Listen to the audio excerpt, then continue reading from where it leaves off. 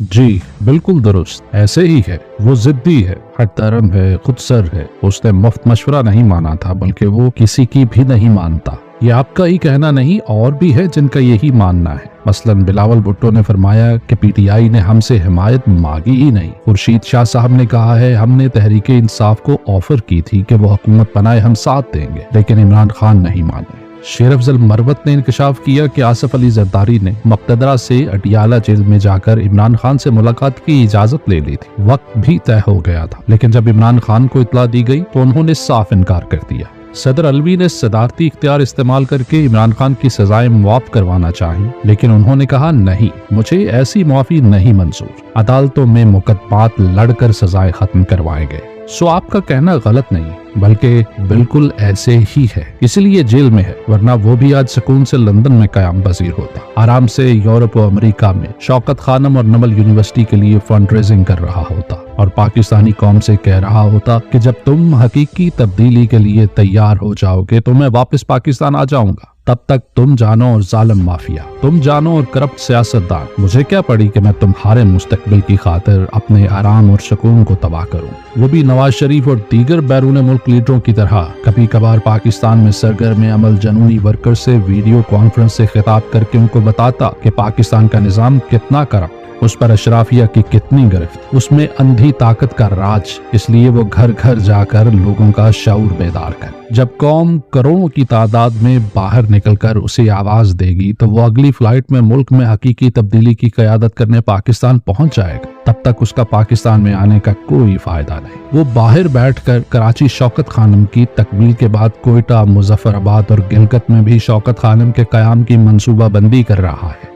अगर वो पाकिस्तान आकर जेल में डाल दिया जाता है तो नए अस्पताल बनाना तो दूर की बात, लाहौर और पेशावर के कैंसर हॉस्पिटल्स को चलाना मुश्किल हो जाएगा।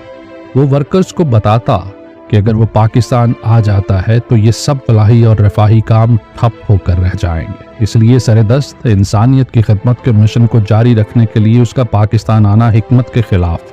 वो लंदन में इंसाफ वेलफेयर फाउंडेशन कायम करता, उसके जरिए वो नमल यूनिवर्सिटी के लिए फंड रेजिंग करता। अल कादर यूनिवर्सिटी तो कायम ही शेख अब्दुल कादिर जिलानी के नाम पर फरोग तसव्वुफ के लिए की गई थी, जिस पर उसके खिलाफ केस बना दिए गए थे और पाकिस्तान में इस यूनिवर्सिटी की मदद करने वालों को सरकारी इंतकाम का निशाना बना दिया गया था। इसको जारी रखने के लिए अपनी वेलफेयर तंजीम के प्लेटफॉर्म से ज़कात व तियात जमा करता। इस यूनिवर्सिटी के मजीद ब्रांचेस पूरे मुल्क में कायम करने की मंसूबा बंदी करता।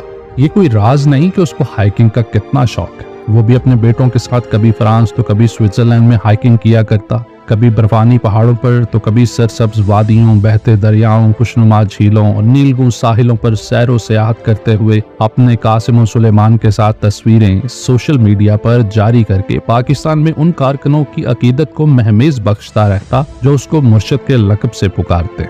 वो आज भी ब्रैडफोर्ड यूनिवर्सिटी का चांसलर होता। वो दुनिया के थिंक टैंक्स में तकरीरें करके करोड़ों रुपए कमा रहा होता।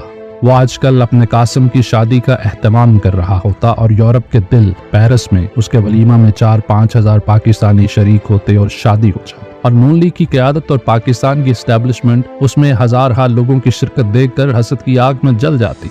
उसकी पहली आपी थी साल तक बेस्ट सेलिंग किताब रही। अब तो उसके पास कहने और बताने के लिए बहुत कुछ है। वो भी किसी घोस्ट राइटर की खिदमत हासिल करके एक और किताब लिखकर उसकी किसी बड़े हॉल में तकरीबे रुनुमाई करता, जिसमें अगर वो दावत देता तो बरतानिया और यूरोप के कई साबिक वज़राए आज़म इज़हार ख्याल करते। बल्कि कुछ बईद ना होता कि शाह चार्ल्स बनफ़से नफीस शरीक हो जाते।